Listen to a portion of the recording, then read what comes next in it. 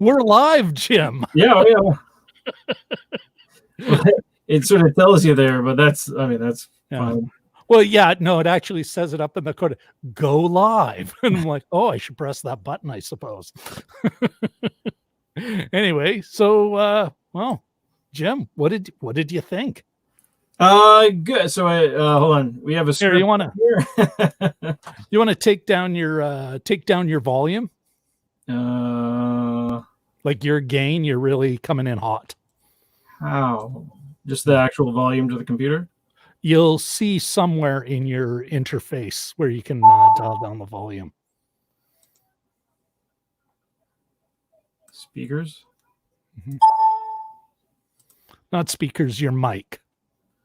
Yeah. Maybe the Zoom thing itself, the Zoom application. Here in the meantime, let me see what I can do. All right, kick, no, ban. Yeah, it doesn't look like I have any way to control your volume from this end. Although maybe, who knows? Let's see. Camera, audio. Yeah, guests, play sounds, guest. They can put a small slipper over the microphone. Yeah. Well, it'll just crank up the gain. So you'll want to, as we go, poke around. So why don't we get started here? Hello. This movie. Yeah, just okay. Hi folks, how's it going? Pretty darn good. Figure this all out. Dry run. Yeah. All right. I believe you're the one who's starting us off, isn't it? Yeah. Sure. So hi, I'm Jim. And I'm Rob. And this is Jim and Rob Overanalyze Movies. And tonight we're going to be talking about Netflix's sci-fi flick Prospect. So, and Rob has not finished it yet. Yeah. Well, it's like 5 minutes left. You know what? There's like 5 minutes of credits at the end. So if you're going by the screen time. No, I'm going by I'm adding, I was thinking more like 7 or 8 minutes of screen time. Yeah, I'm right at the climax, but I don't believe I'm going to fundamentally miss the point of the movie with the very last couple of dramatic scenes. Yeah. Where did you well, we'll get into that later. Yeah. So basically, I wrote up a little quick summary of what this movie was. In the future, a father and daughter are living a life as economic migrants, mining for rare and weird minerals. On one particular moon, they encounter a pair of rival scavengers, and what had been merely a job becomes a fight for survival. For survival. Then I put an exclamation mark at the end of it, just to punch it home. Yeah. So, what did you think? Well, you know what? It was weird, Jim. It was almost like a kind of, so at the beginning, you've got that kind of moodiness and everything, but all I could think of is I'm like in some weird Russian sci-fi flick where, how can I put this?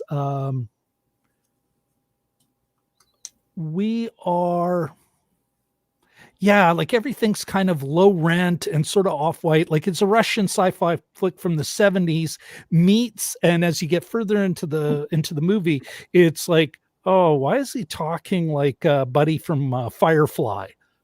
With that kind of really studied and overly fancy, like, oh, what's his Val Kilmer's Wyatt Earp, and it's like, and then it's like, oh, okay, how weird is this going to get?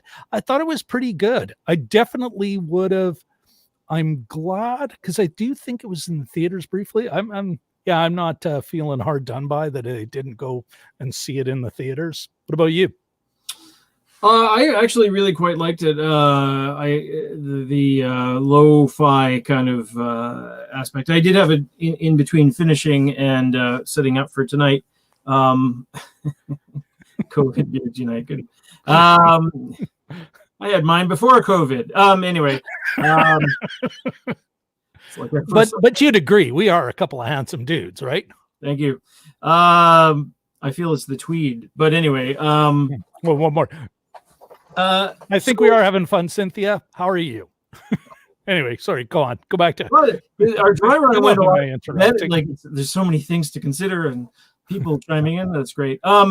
So yeah, no, I really liked it. And looking back, I thought to myself, how many science fiction movies have to do with mining, and about the only like the not just the concept of resources being available, but the actual mining. And what I came up with was Outland with Sean Connery. Remember that old sort of Western set on Io, one of the moons of Jupiter.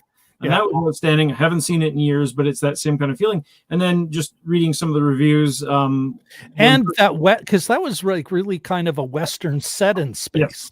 Yeah.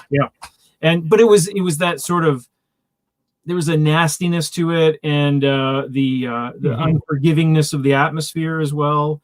And it was, I think I saw it, I was probably about 13 or something. And, you're basically doing the Macaulay Culkin face, the whole time. And there's a sex scene and a whole bunch of other things. So, but then somebody else pointed out that Star Wars, the very first Star Wars movie, was very, and the Millennium Falcon's sort of a rusted hunk of joy in terms of the lo-fi thing. But in terms of the mining, there's a lot of stories out there about sort of, I don't want to get bogged down with these terms, but like aliens, isn't that sort of like a resource extraction thing? And isn't that, the humanity's sort of eternal quest for resources? Yeah. But I don't like, although the environment's hostile, and at the beginning, I was like thinking more recently, like a recent film, Annihilation with Natalie Portman. Yeah. Like just that kind of the whole vibe of the space, right? Mm-hmm. But otherwise, the environment is an obstacle.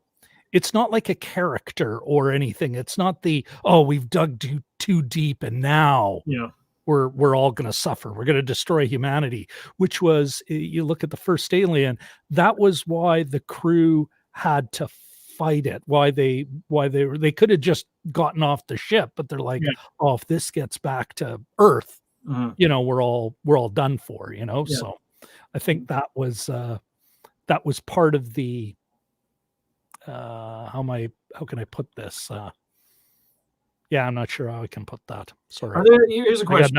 I got nothing. Are there any happy space movies?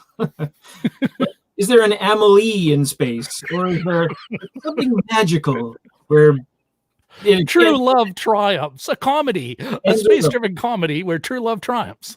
Full-on dance number at the end, and not animated. Yeah, I don't know, Spaceballs, I guess, maybe, kind of. That's true.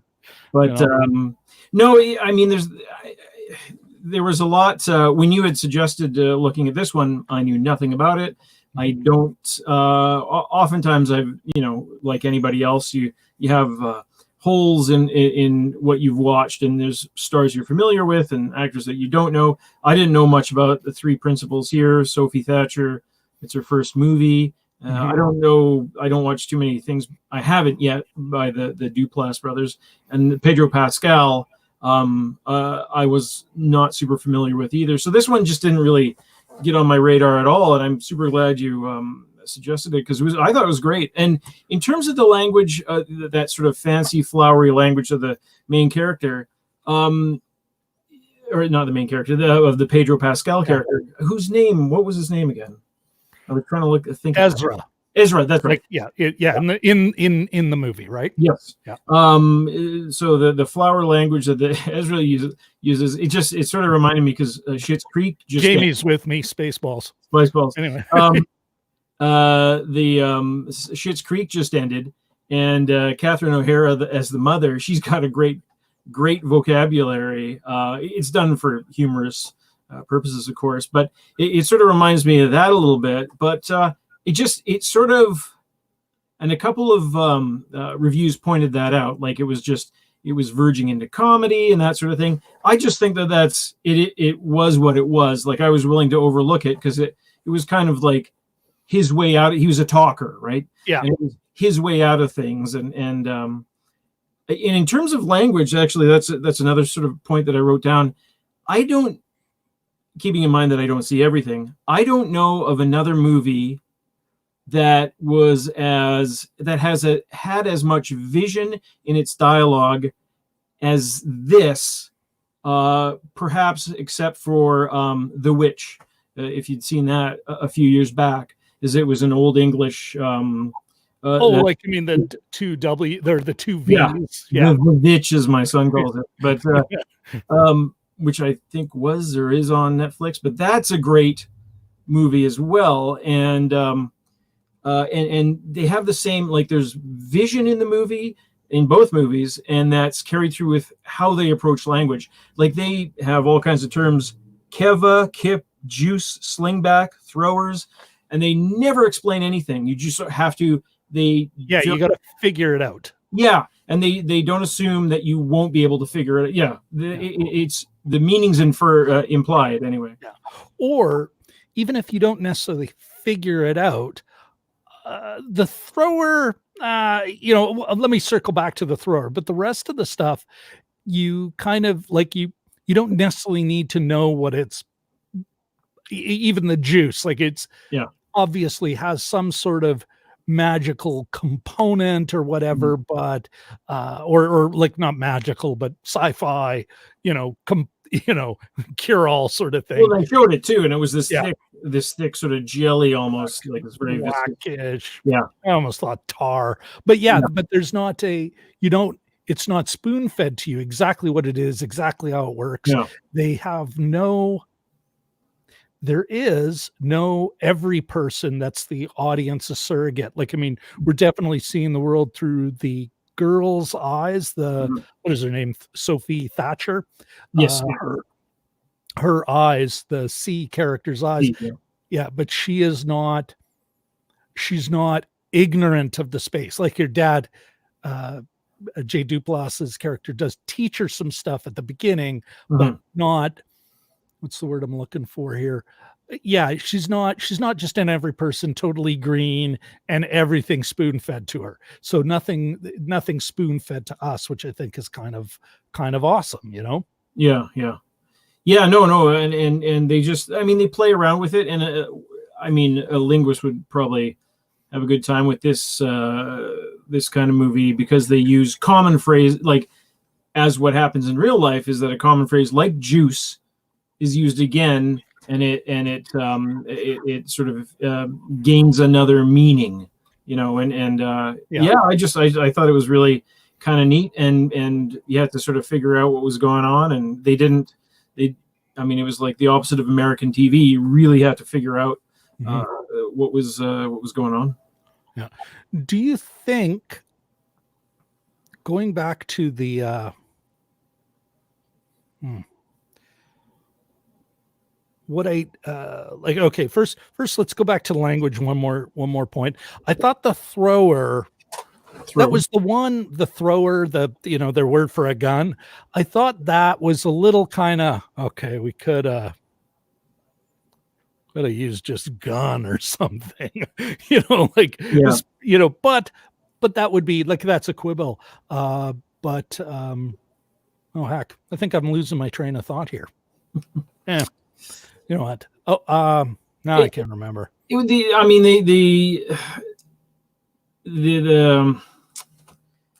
I think what would be similar is in Game of Thrones.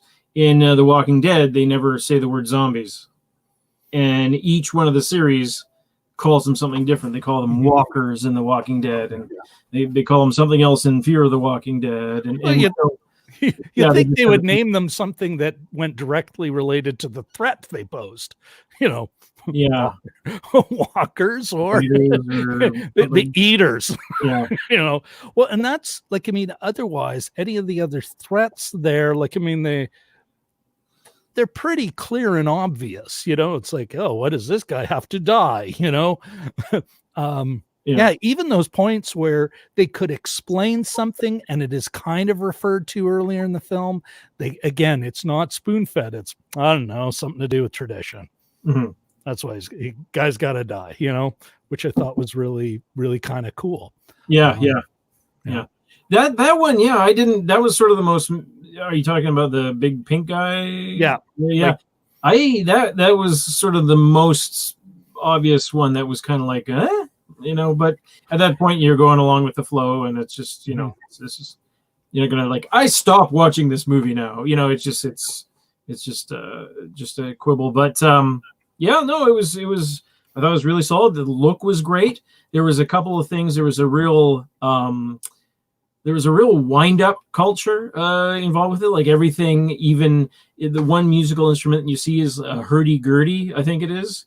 Like the thing that with the kid winding. Yeah. The boy was playing. Is that what it's called? That's a wind-up thing. And then to charge the gun, she was winding it up. And there was a couple other things that needed to be wound up. So there was this sort of consistency with, language, with a certain vision of what kind of technology there was. And what else? There was a couple other things too. Oh, a real debt culture, like almost because they had to pay off debts. It's gone to me just full screen. Yeah, no, I did that on purpose. Oh, did you? Okay. I'm trying to be arty. Like more bring some production values into this. Jeez. Don't look at the camera. Like you don't. And so then there was also a little bit of the sort of the snakehead debt culture that you often see with immigrant populations. But these in terms of what they did, in terms of the job that they did was mining. And what it was is that they were basically, and it's kind of horrific, is that they had to dig into the ground to attack this creature that lived underground, right? Yeah. As far as I could tell. And then you would carve a hole in it, pour this liquid in, which would render it helpless.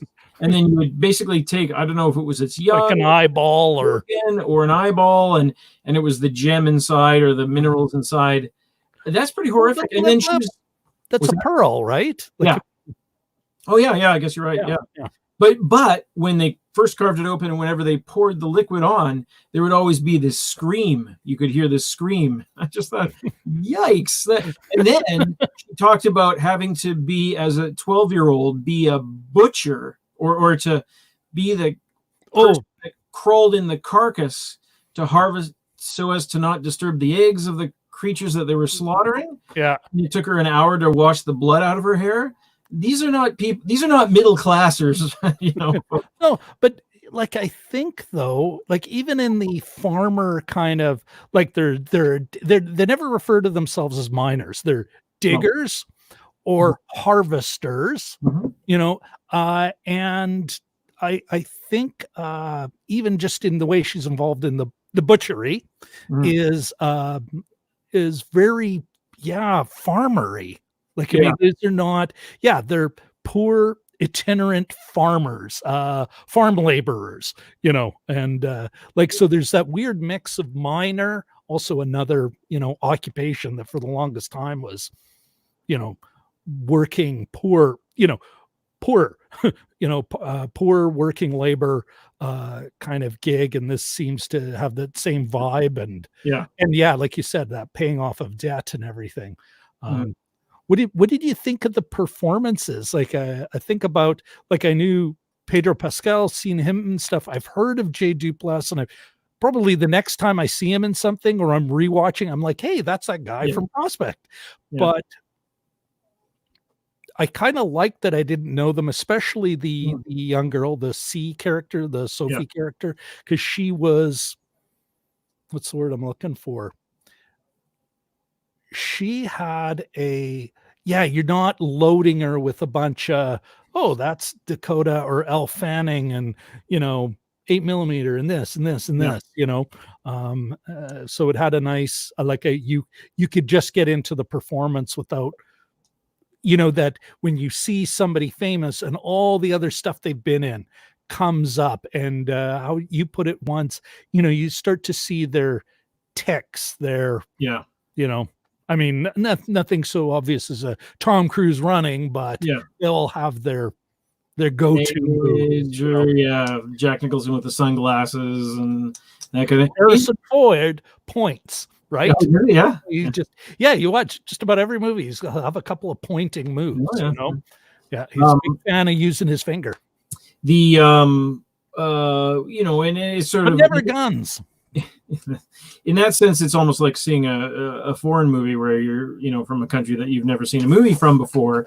For instance, now that so many people have seen Parasite, the guy who plays the father is in just about every Korean movie, it seems. Yeah.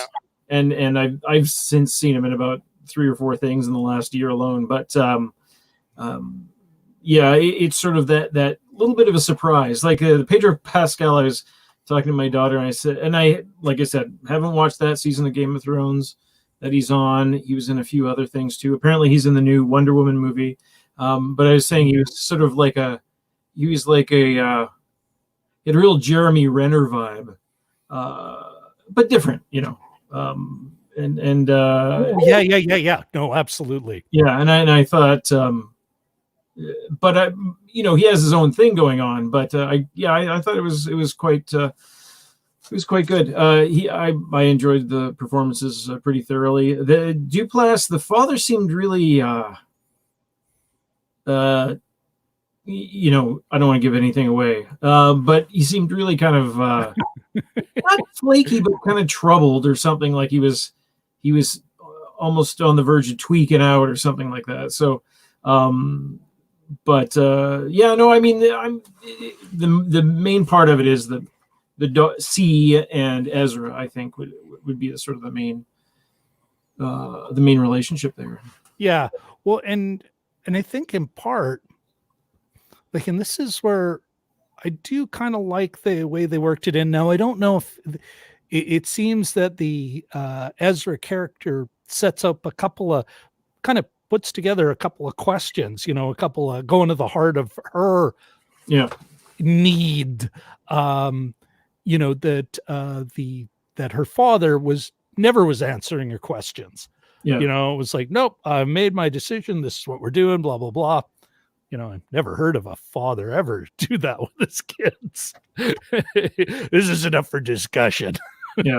But also there's another part, like even where, so he drops a couple of truth bombs on her, but I'm not sure if that's actually resolved, because in a way they're not,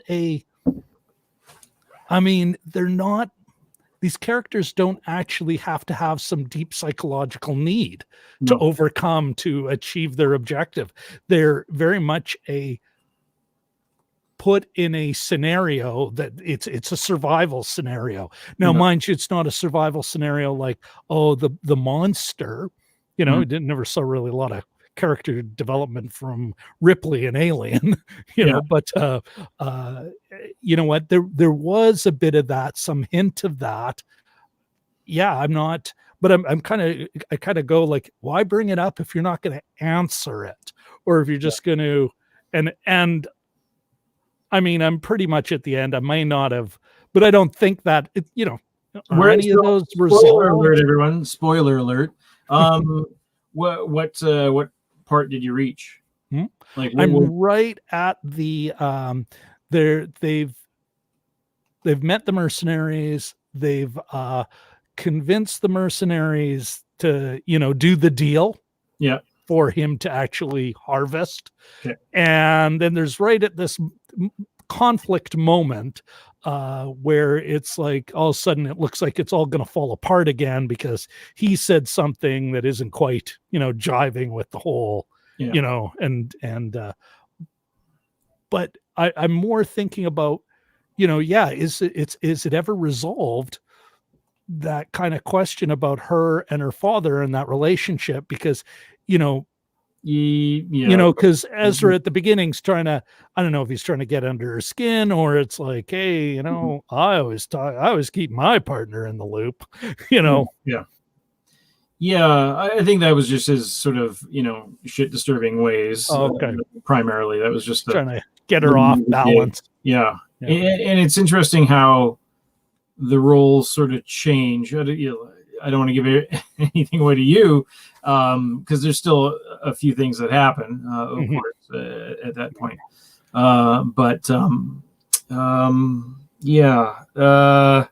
Just trying to think of what else, something similar to that. Sorry, but I think they once Yeah, it's hard to talk about without giving too much. Well, you know what? Don't worry about me. Like, I mean, I'm assuming the young woman makes it. You know, Well, Ezra, maybe not. and that's the thing is that, you know, whenever you're watching a movie, I think I'm like a lot of other people. And we have on occasion, we've reached a peak of 4 viewers at one time. Ooh. Now we have just 1 viewer on Netflix, like a live viewer. Let's see, anyone on here? Just a sec. Bear with me, my friend. Yeah. Is there any? Oh, now we've got 2 viewers. Wow. Both on Netflix, or both on Facebook. Okay. So yes, and only 2 people choosing to watch our nonsense. Oh, look at this. And the Tiger King after show is on tonight. I think we know who number 2 is. Matthew D. Johnson. Hello, Matt. Yeah. You know, he's the guy who that's how I got my my pilot certificate. That's what Transport Canada calls it. For the drone? For the drone, yeah, I took his course. Yes, if anyone, this is not a sponsored message, but if anyone's actually looking to take go to the ground school, look up M3 Aerial. I'm sure Matt will be if he's still actually watching. Well, we have 3, so if he's still watching, he can always put in some contact information in the live stream. What the hell? Movie criticism from the perspective of a drone pilot. There weren't enough overhead shots. They're cheap, economical. You no longer need a helicopter. Come on. Now, here's a question for you. Did you, and 1 second. Oh, what's this? Oh, there we go. See, there you're very welcome, Matt. Look at that. There's this info at m3aerial.com. Okay. The like at the beginning, just the way the mood happened in that, I was really kind of like, it's sort of hard to figure out, is this going to be sci-fi horror, or like, is it a thriller, or is it more of a, again, like a mood piece, you know? Yeah. Yes, we did, Matt. Yeah, is it a mood piece? And that was one of the things I was having a hard time. What's the word I'm looking? Yeah, more drones. If it only had more, yeah. That's what we need to do. We're gonna bring Matt into one of these things, like as on a view, and then that'll be the whole thing. It'll just be like it'll be the what's his name? More cowbell. That'll be our more at the end of it. That's all it says. More drones. We really just needed more drone shots. Here's an idea. It was a romantic comedy, all based in a house. A movie filmed entirely by drones. Hey, like there is one overhead shot. Here, I swear to God, there's a video. If I can find it, they did. It was hilarious. Like, it was all very actiony, but they did a video where it's all shot on a drone, all indoors, a whole bunch, super well choreographed, where the drone takes all these great action shots below, under, very small drone, but it's indoors. So you don't have a lot of wind to worry about. It's not like it's going to start raining, but it's all a bunch of martial arts choreography. But that at each point, and even the camera operator, and there is a camera operator because it's the whoever's operating the drone, and then every now and then it would pause just enough that the camera operator would go in, grab the drone, and then use it just like he's handling the camera, and then he would let it go and it would fly. So it was just super duper cool. If I can find it, I'll bring it and I'll throw Bad Boys 4. Yeah. Oh, look at this. Now Matt's he puts his legs on one leg at a time. Well, what a guy. Like, it's Monday night, so that it's time for drone talk. Okay. Anyway, where the hell was I? What were we talking about? Oh, right. The movie Prospect. Yeah. But, trying to figure out what kind of movie it was going to be. And I don't know if that's a good thing or a bad thing. Like, should it be obvious right out of the gate? Or actually, I guess I'm kind of answering my own question. It became it sort of tilted, like it maintained tension until it really you were introduced to the real main characters, and off they went. And then you're kind of going, oh, okay, I know where this is going. One of and another one that I think is sort of similar in its aesthetic to this is District 9, which is one of my favorite movies, I guess, since the turn of the century there, since the millennium. It's got that sort of dirty science fiction look, and you never know what it is. It's sort of like about, they were always call things like that genre defining. Like, is it a thriller? Is it a alien invasion movie? Is it a buddy movie? And it sort of becomes all these different things as it progresses. Yeah. So I don't necessarily see that as a bad thing. A couple signs to it, a couple questions that every movie sort of asks inadvertently is, would you recommend this to someone else? And also, do I know how this is going to end? And those are usually fairly good. Well, the second one, I think, is a good barometer for me, because 20 minutes left in this one, which I think is sort of where you are about, I had no idea how it was going to end. Is it going to be triumphant? Can you see these, disparate parties working together in the future? Like, is anybody going to survive? Is it, how dystopian is it? Is there any hope?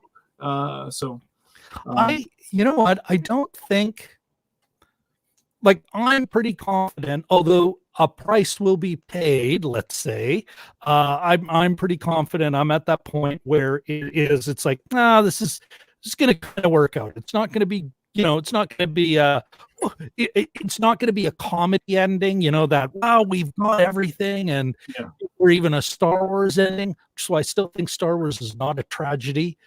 It became a tragedy later, but the movie itself it's life affirming. Heck, it is. It's the prince comes home, the simpleton comes home, gets a medal for the princess and everything. But and they did not, it's ambiguous at the beginning, but once it gets going, there's nothing that is, those subtle hints that they got to give you to justify a tragic ending. And I think at the point I'm at, I'm not feeling like, wow, I really thought this was going to be black, this ending, and they're pulling a punch. I think it's like, oh, this is going to be a decent, or let's say, maybe not an up note ending. Well, who knows? Maybe, you know what, if we do this again, Jim, and based on our current circumstances, there's a good chance we will. I don't see them opening up the theaters anytime soon. Maybe we will take a couple of minutes at the beginning where I'll just kind of wrap up my thoughts on that. But yeah, I think it has been appropriately tense, but not. I'll have to come back to that. I'm not being as articulate. No. Oh, damn it! Somebody else came back. Or is it you with a Facebook on another? Do I have that open? I think no, I don't have any. I don't think I have that open. Oh, good. Never mind. It's two legitimate. Whoever those two folks are, we love you both. And the third, who pops in every now and then. Oh, look at this. Matt said he'd tune in for sure. That's a solid guy. And apparently 10:30 at night. Oh, you know what though? I don't think I'm speaking way out of school here. Matt's a father with smaller children. You have, adult children. So this may be the only time Matt actually gets a point where he's like, I'm bored. I'm stuck in the house with my lovely spouse and my wonderful children who I love. And I really just need some peace. And I'll even listen to Rob and Jim's BS. You could just something different. With the Trump quote is you could do worse. I almost put that in the promo. Yeah, it's like, what do you have to lose? Yeah. Heck, you have less to lose with listening to us than you would have listening to Trump. Because Trump would be like, I got a lot to lose, I think. Take a break from this current dystopia to listen to us talk about another dystopia. Absolutely. What did you think of the performances? Otherwise, I don't think, like, from my perspective, Great. there wasn't an off. It didn't look like anyone was phoning it in. No, I thought it was, and it sort of amazed me. I was one critic wrote that it looked like it took place in the forests of Louisiana. I wholeheartedly disagree, but because there was elevation there, so I did do a little snooping of it, and they filmed it on the Olympic Peninsula in Washington, which is that little that thing that comes up and goes just under just south of Vancouver Island. And I sort of had a hard time placing like all the sort of the Pembina Highway like strips of Seattle to what they had to film there, because you got the sense that it could be any place.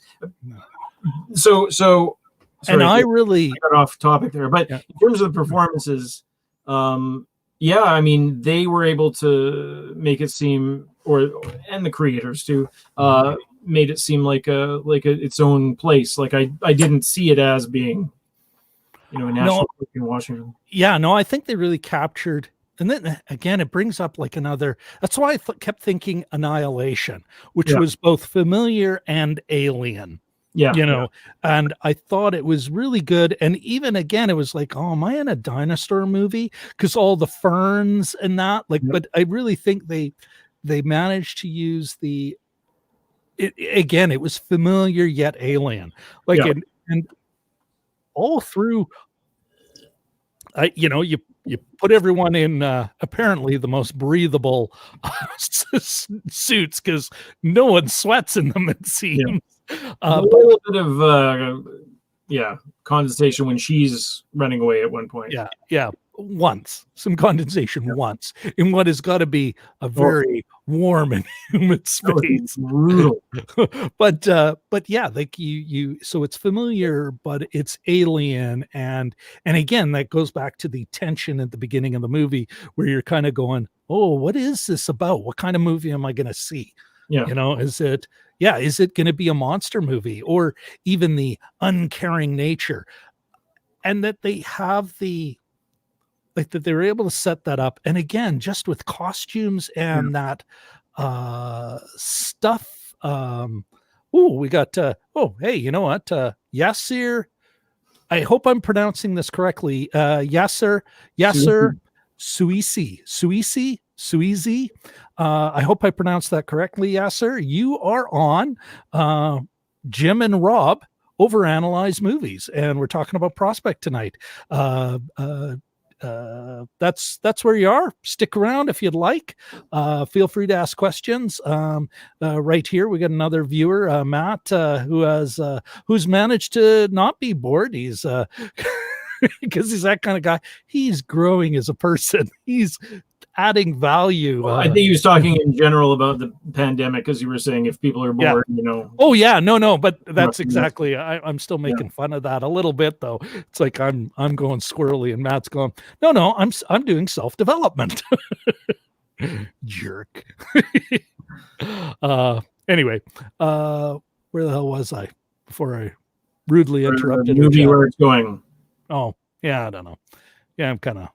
Yeah, there's two quotes I wrote down here when Pedro Pascal's character is talking about clearing out rats from an old spaceship. When he calls it a toilsome marathon of carnage, which I think is always a danger of putting that in the script of the movie, because you don't want it to come back to you. Not that it did. But, and then here's another one. There's 5 levels of intensity: 2 for flesh, 4 for bone. And then they never answer what number 5 is. Yeah, they do not, like, and that's like a Clone Wars, because everything comes back to Star Wars. That's like our father fought in the Clone Wars, blah blah blah. That's one of those lines that it's just they don't answer it because they don't have to. Yeah exactly. Sorry, I'm just adjusting. It's and they do that a lot, and I'm all in favor of that, as long as the meaning is clear and you get the general gist of where things are going. And you didn't need to answer that question. What's that? I don't think that question needed to be answered. Yeah, no. Like, it was just one of those, but it was like kind of, well, but what about number 5? I mean, it's not The Simpsons. crust of the earth carving or something. But you're also, Because they talk about alien species. I had the subtitles on because a lot of it was jargony. yeah, And I wasn't getting some of the references at the very start, so I was wondering if it was things that I could ignore. Anyway, so I had the subtitles on, and when the woman mercenaries speaking, it says alien language. So not just another language, but like an alien language. So yeah. I guess humankind is expanded enough to meet up with other species. Yeah. Well, and I'm thinking back to even the script. The C character, the young girl character, is she's recopying that book she knows off by heart. Yeah. Which, what is that? The Book of Eli. There's okay. There's a deep Denzel Washington cut. Yeah. But it reminded me of that scene in Krull. It could also, well, but it could also be, actually, I did think of my mother, because of course my mother, as a legal secretary way back in the day, part of being a legal secretary is you knew shorthand. Yeah. Yes. And a part of me was like, is that shorthand? Or an alien language, yeah. Or alien language, yeah. He had the markings on the map too that were all sort of, geospatial and not exactly lettering and that sort of thing. Yeah. There's a couple other things too that I wanted to point out, and I thought the choice in music was pretty neat. She's listening at one point, and I recognized it and was able to look it up to Cambodian surf rock from approximately 1970. Really? Yeah. And okay. Well, do you remember the title? Let me see if I can't bring it in. It was. I can tell you. Oh, damn. Here, let me look at just. Ross Serious. Yes. So the queen of Cambodian rock. Yeah. Okay. And let me. The reason why I know that is that there's a fantastic documentary on Canopy called Don't Think I've Forgotten, which is about how the Khmer Rouge destroyed the musician community in Cambodia in the 1970s. Yeah. Most of these people were slaughtered, and she was one of them. And it's a great movie. It's on Canopy if you have access to it. And she's one of the people that they talk about. I don't know if they played the song that they're playing, but it's got a very particular sound. And I sort of got down into a rabbit hole with that about a year ago. But it's a great, great movie if you have the chance to see it.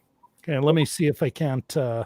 Okay, so here we've got. Oh, okay. Well, there we are. So we've got this. Let me see if I can actually crank it up. Ooh. Can you hear that? I can't. Oh well. I'll put the link in. I'll put the link in the description or in a comment. So yeah, let me turn this back. That's great. It almost looks like the sort of the vibe of the movie. Don't Think I've Forgotten. Yeah, like I said, great. Yeah, one of the best things I've seen in a couple of years. And her tunes were great. Like, I mean, it kind of set a weird, and it kind of goes back to, which again, now circling back to that reference to Firefly, because in a lot of ways it's like a grittier, little more, like Firefly romanticized a lot of things that at times it's like, yeah, those rebels in the Civil War were not fighting for freedom as much as we wish to continue to own other human beings. Whereas this is a little more like, no, these are poor people just trying to get by out in the green. That idea of the edge. And I just felt it. Green, that's another one. Yeah. The Fringe. So, the Fringe. Thank you. Yeah. And I thought that was really cool. And but also like by bringing in this music and some of this other things, it's we're living in a much bigger world. Yeah. Culturally a bigger world, Yeah. The before I forget, kind of an interesting point is the woman mercenary is played by, I think her name is Sheila Vand, and she was in that A Girl Walks Home Alone at Night. Was she? Oh, yes. That's okay. Here we got a comment from Yasser. Prospect. Yasser enjoyed it, but wish to be more explanation, not just big fun of the environment and the suits.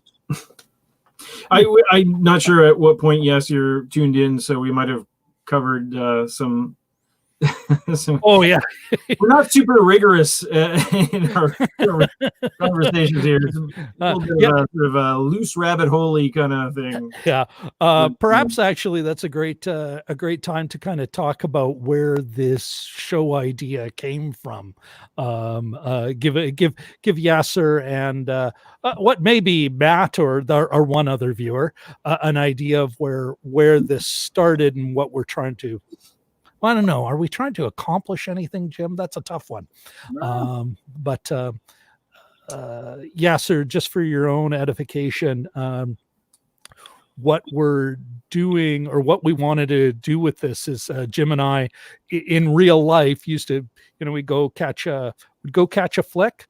We'd then afterwards we'd go to Tim Hortons, a great Canadian, I'm going to put air quotes, Canadian, a Canadian coffee shop. We'd sit there.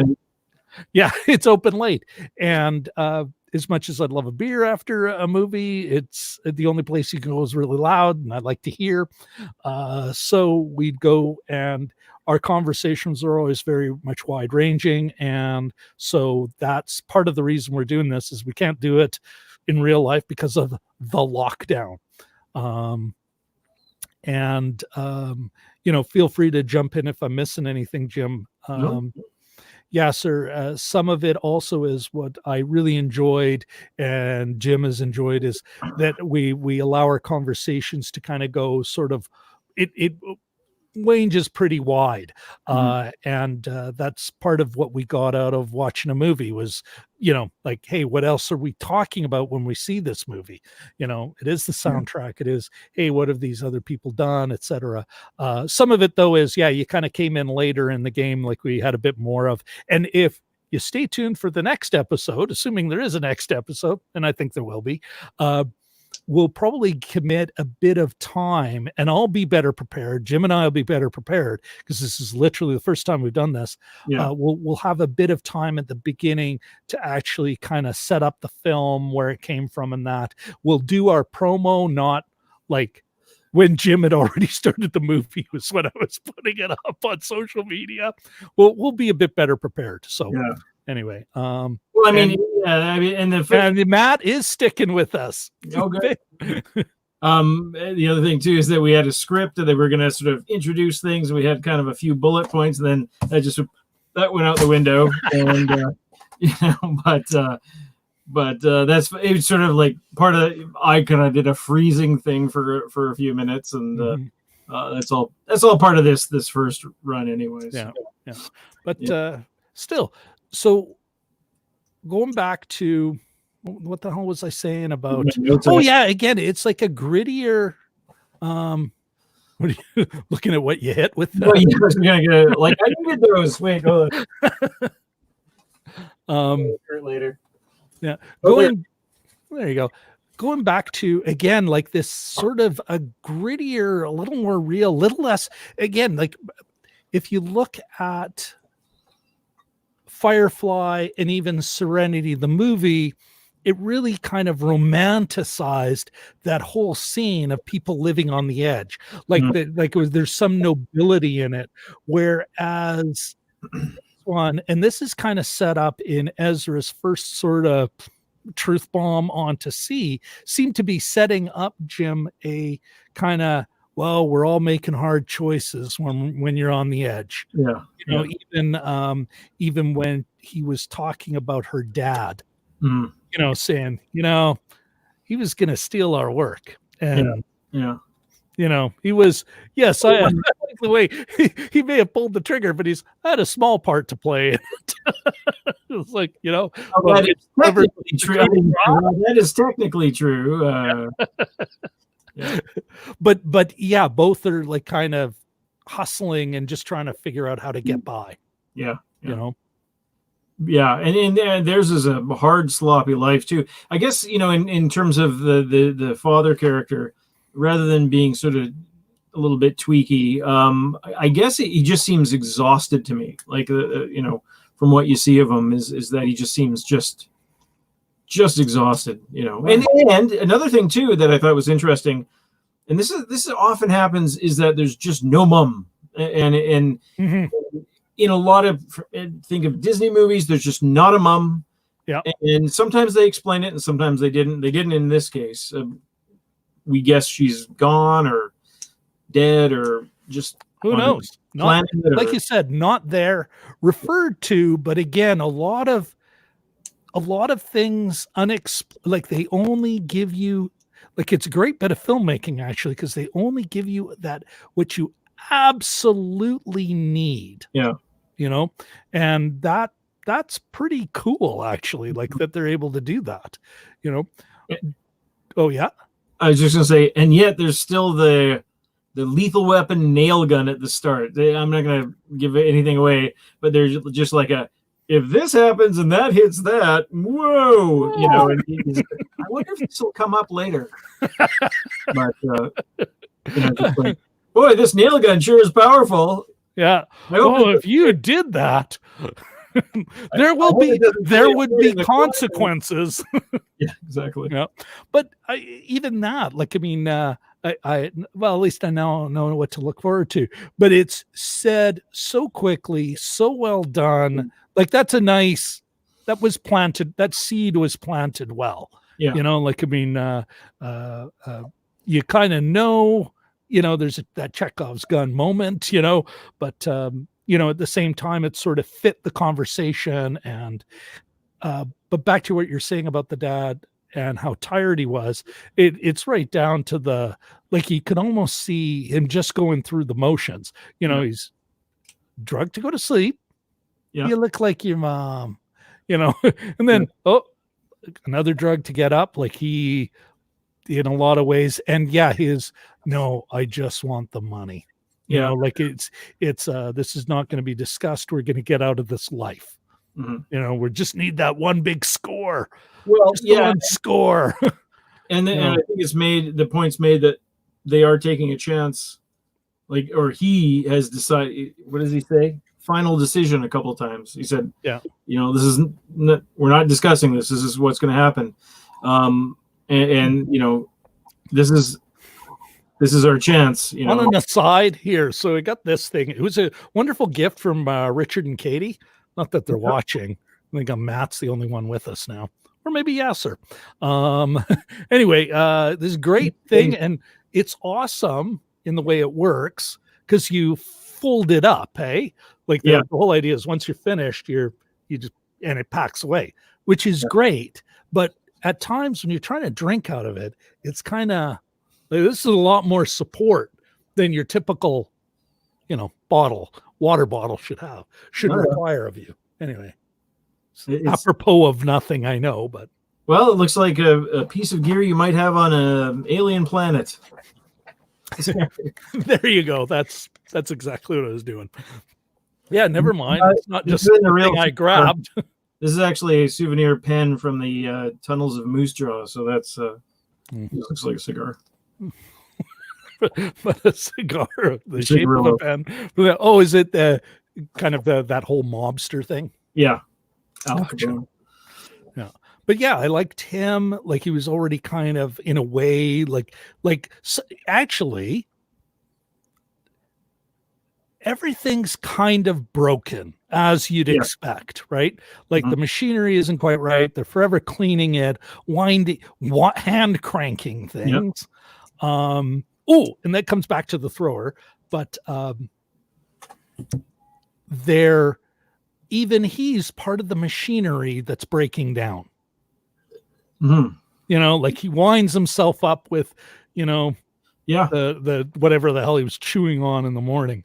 One of the effects that I really liked is when they entered the atmosphere of the moon, and it landed rough, the spaceship, and you could hear the pinging and that sort of that cooling of metal. If you've ever sort of driven to the lake and you've turned off your car and your car still makes noise, the engine is pinging, and there's little sounds and stuff. Oh, I think we're gonna have a visitor coming across my cat here. It makes it below the eye line. Yeah. Oh, look. Would it be an internet video without a cat? That cat's gotten pretty well fed. He's hairy. Oh, yeah, he's big boned. It's hair and bones, and all the requisite meat to support that. That's like me, Jim. Hair, very big boned. He's a long hair, so. Going back to the throwers, the guns, what I really liked is it didn't Yasser's chiming in again. 1 second. I liked the way those guns worked. Like, it wasn't a blaster and people aren't being thrown everywhere. But it's just as deadly, Yasser's okay. It balances genre thrills with a detailed, I'm going to assume that's depiction of prospecting on an alien world with some psychedelic digital backdrops. Yeah. Well, no, the you're absolutely right, Yasser, especially the in space stuff looked so, it looked legit. It was like really well done. And it's funny too, because they kept on, a lot of sort of the write-ups about the movie keep on referring to its low budget and stuff. But the first few minutes when they're floating in space, I thought it looked amazing. I mean, maybe that's something you can do easily and cheaply now. I'm not a visual effects guy, but I thought it looked amazing, and no, it was quite.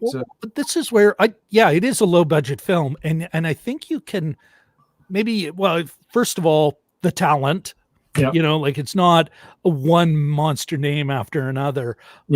And also you can see the low budget in its choices, but that they were able to leverage, like every nickel goes on the screen. Like, I mean, it's low budget because you can see those choices, but it's not low budget. Like, wow, this is low budget.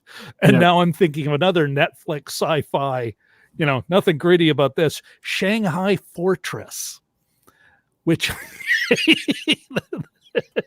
here, can we get that look again there, Mr. Chavoyko? Whoops. That was let me go back to here. There we go. You're making fun. Here, it's that where you can just see the budget in it.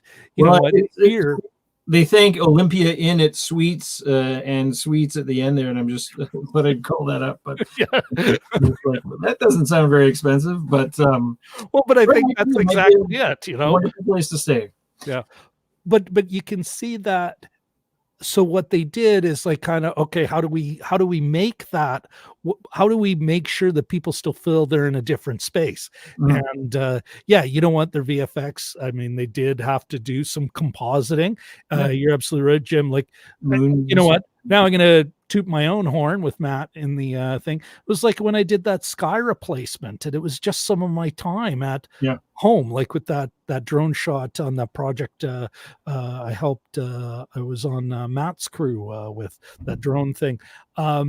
And that wasn't even prepared. You're prepared. You can get good value. That's filmmaking is good, fast, cheap, pick two.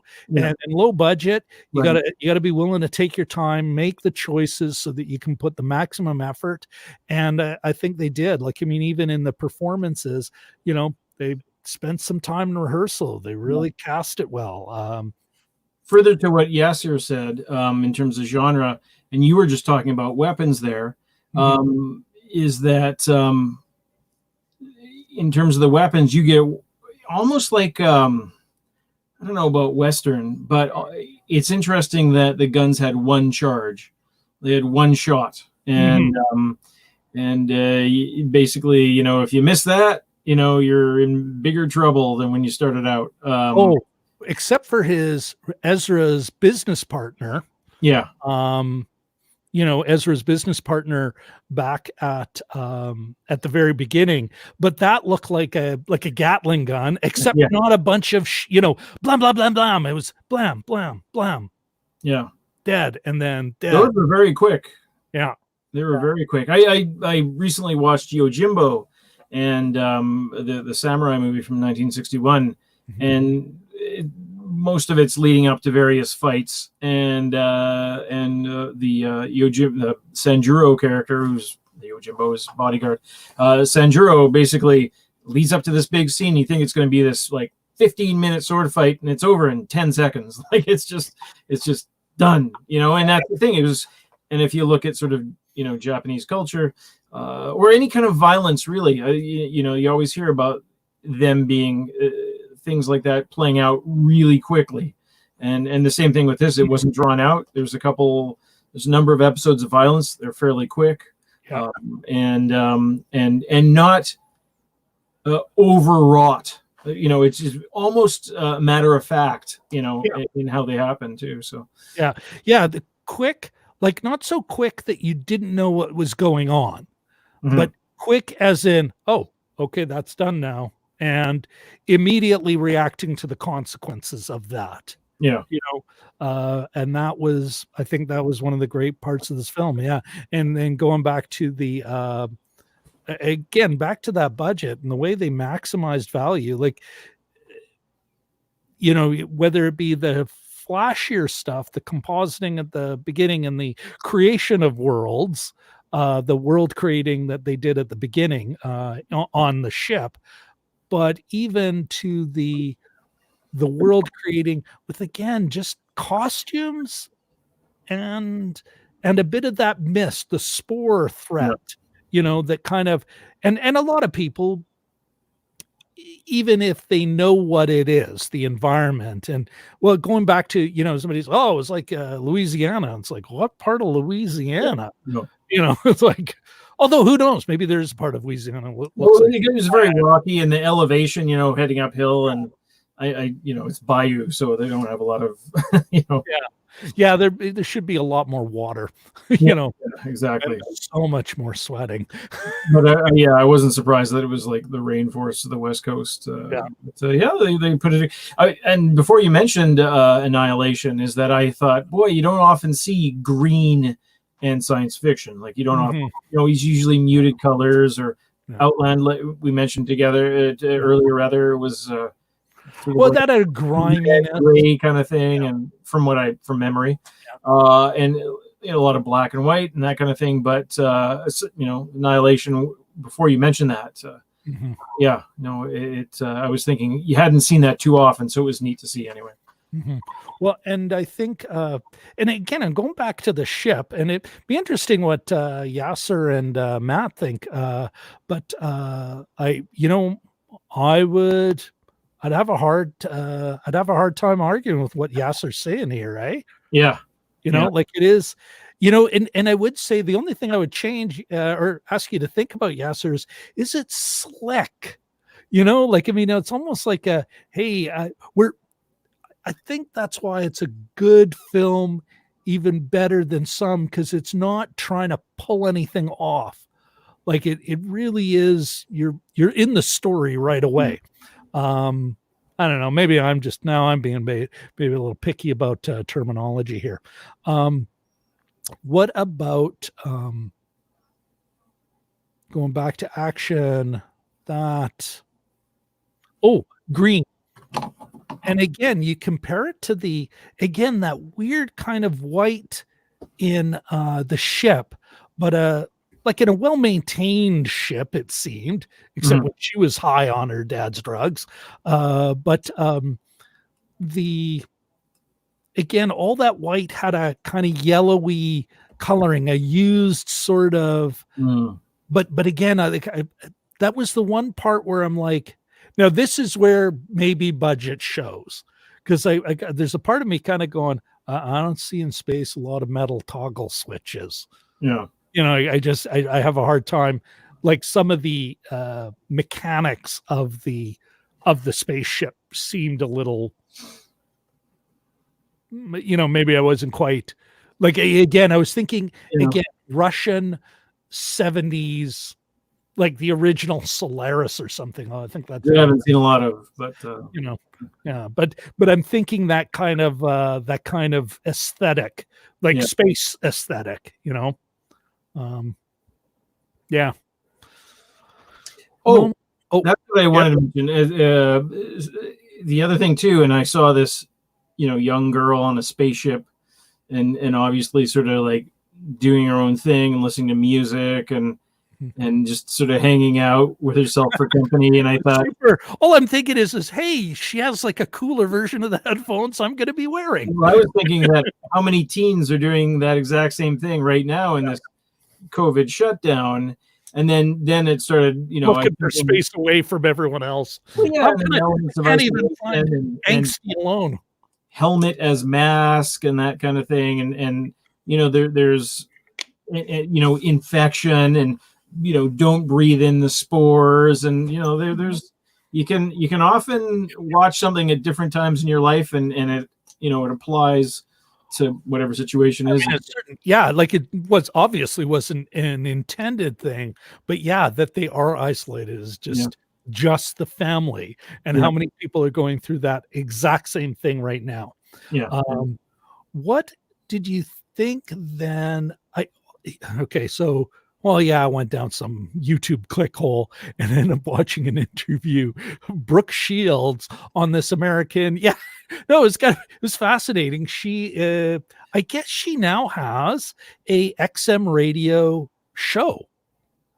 I did not know this. Anyway, she's being interviewed on a different XM radio show. I suspect they do that a lot of synergy. But the XM radio show, it's a couple of American comics. I want to say Jim Norton and Sam Roberts. Anyway, they're interviewing her. And of course, she's talking about her kids and talking about her show. And they're like, oh, you have two daughters, right? And she's like, yeah. And she's, she goes, how did she put it? It's like, oh, yeah, I have two kids. And this is what I thought when I first kind of saw her, the C character and the dad character, kind of, hey, can you just clean that thing? Just what did I say? Clean the goddamn thing. Yeah. Brooke Shields talking about her kids going, oh, yeah, well, one's 10, what are the ages? 10 and asshole. Yeah. Kind of, oh, that is a parent. No. And then that's what I thought of when I first saw her, being, well, a teen pill. Yeah. That kid's like, got to be like 13, 14, or it seems to be the way she's presented. Yeah. 13, 14, not 12, but not 16 either. She didn't have that, that 14 to 15 kind of age. Yeah. But, well, my friend, are we, I think we're, I think we hit everything. Yeah. Over an hour here. So that's good. I think we covered everything, and you don't want to go longer than the movies. I once was talking to a friend, and it looks like I wasn't using this as the cue, but we now have no viewers. Okay. So that it's like we've managed to outlast our company. When Lost was on, I had to explain an episode of Lost to somebody who worked in the building, and Lost has a running time with commercials, without commercials of probably about 44 minutes. It took me 45 minutes to explain the episode. So, yeah. Now, is that a comment on the explainer or the one after the yeah. And it just, everything that it implied, and reading it into, whenever you're talking about an episode of Lost, it's not like Gilligan's Island where it's just like a one episode thing. What happened? Yeah. Yeah. Yes. Oh my goodness. We still. Oh, Jamie's chimed in again. Yeah. Oh, And congratulations to you and Good. Sarah, Jamie. I understand they came into they recently well, Jamie, you'll have to let me know if I can blab on the announcement on Facebook, because I'm not sure it was public, and if I can share it amongst our you know our our two viewers. But where the hell were we? Lost. Oh, going longer than the movie. Oh, and I can blab away. Blab away. Jamie, him and his lovely wife Sarah, they just purchased and just in case anyone thinks I'm lying, says blab away. There it is. They just purchased some land for a cabin, and I think it's like 20 acres. Like there's a big field and a forest in that, and they're gonna, I guess I'm assuming they're gonna build out there. It didn't look like there was a cabin on the place, so I think that's kind of cool. Yeah. So yeah, congratulations to you and Sarah, and I'm looking forward to in maybe not a grilled cheese based soup meal, but something involving beef or venison. I don't know. What do people? The folks sold the cabin. I've already forgotten what you eat at the lake at a cabin. Bacon. Yeah, well, yeah. I mean, but that's not really. Is that really just limited to the cabin? All right. Do we want to? And maybe we do actually, Jim. And maybe who is still on the thing with us can throw in a couple of suggestions. But do you want to at least at least do like a few ideas on what we're going to watch next? I'm unprepared for this. Well, here, you know what I can do? Not Tiger King. Pardon? Not Tiger King. No, good Lord, no. Here, just a second. I'm going to bring up. This is something we can do. We can do this. We can make this happen. I think I can. Okay. All right. Let me get that over there. And then we can share. Okay. I'm not worried about that. Okay. On screen 2. All right. What can we? Screen 2, share. All righty. Okay, so let me just see if I can do this. Oh my goodness, I really can. Oh, this is awesome. I'm quite impressed with myself. Okay, so here we are. We've got Ocean's 8 is what they're selling. But yeah. Oh, look at that. Tiger King. Too much. Oh, Dune. Dude, You're Dune. is that the new one? No. Oh, look at this. Jamie's chimed in with Ravenous. Apparently, it's a great movie. Oh, really? Yeah, I'm not 100% sure there. But you know what? We do have a suggestion. I'm not saying we're necessarily going to crowdsource this idea, but we can at least we don't have to blow it off either. Okay, what else? And Yatsir left. Yeah. All right. Well, let's see what we got. Ooh, Love, Wedding, Repeat. It might be on my to watch list. Olivia Munn. The Ravenous? Is that the same? What's that? The Ravenous? Is that the same thing as like a French zombie movie? Oh. Okay. I'm no longer, I'm not poo-pooing it as much as I was. All right. Okay, because I watched this movie is ominous, is suspenseful, and dark. No more dystopian. Oh, have you seen it yet, Jim? Overlord. It's a zombie movie set at the Normandy invasion. I have not seen it, and I'm like, I think Charlie's seen it. Well, I'm throwing it on the at least to be considered list. So we got the Zombies point of view. Pardon? It's from the zombies' point of view. I'm just kidding. We've already seen that. It's called Warm Bodies. Yes, that's right too. Okay. Oh, actually, oh, good Lord, G.I. Joe. No. Let's take a look at, I mean, we could I do this with my wife all the time. Is the Seth Meyers says that everyone's favorite show is deciding on something to watch for 45 minutes on Netflix. So it could okay. All right, so that's right now we're gonna skip this. Okay, let me see that. All right, let's we can come up with a short list and then just sort of yeah. I'll send you a couple suggestions and we can. Well, why don't we commit to a time now? Do we want to try? Oh yeah, I know he's Jamie's 1999 horror called Ravenous. Okay. Yeah. I'll make a note here. Of course, Jamie's looking at us both. Oh yeah. Ravenous 99 and Overlord. Okay. Overlord. I think it is Wyatt Russell from Lodge 49. If that means anything to you. It means nothing to me. Okay. I'll have to Google that up. Kurt Russell's son. Oh, really? Is in that Overlord or?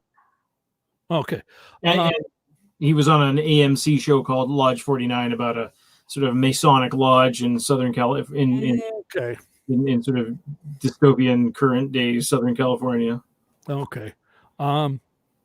Is it actually like a feature length film or? No, it's a series. That Lodge 49 is, yeah. Okay. All right. Why don't we do this? Are we going to say next week? We'll do this again. After I can't because Sunday from Sunday onwards I'm working, so maybe Saturday, either Saturday or it'd have to be or the following weekend. Yeah, I can do this Saturday. Let's make sure we will announce with your look at this. Wow, Jamie, way to sell it.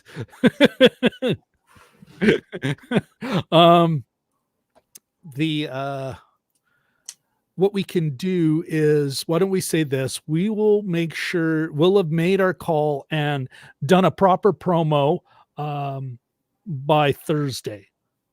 Okay.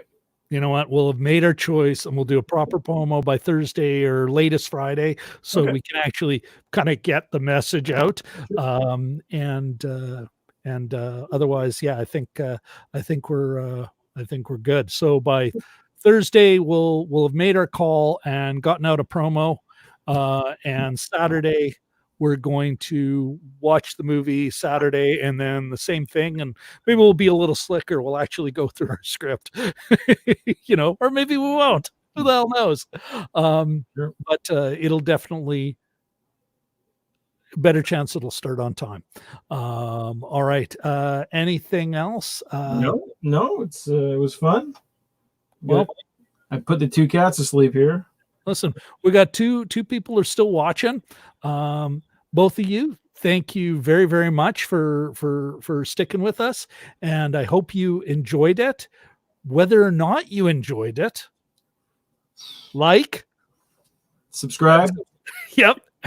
And any kind of bell or whatever thing, you gotta tick that so that you can stay tuned for the next episode. Oh, look at this. Oh wait, Jamie's he's really, pardon my poor language, he's really selling this Ravenous. Wow. Maybe he's got some stake in the residuals or something like that. Say, it's a really great movie.